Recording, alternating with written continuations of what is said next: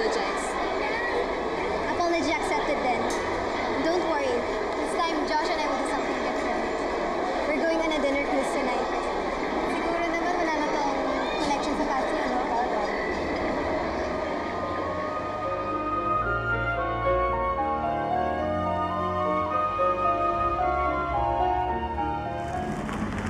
Hindi ito talaga para sa akin, no? Alin? Lahat ng ito.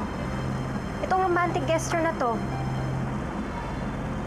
Josh, answer me honestly. Isa ba tong dinner cruise sa mga dream dates ni Bambi? Alexa, hindi na importante, okay? What's important is, ako kasama mo ngayon. It is important. Dahil doon ko malalaman kung ako nga bang iniisip mo o si Bambi.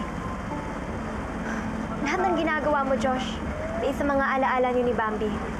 Alam mo bang dating sa akin nun? Siya ang gusto mong makasama. Tama ba ako?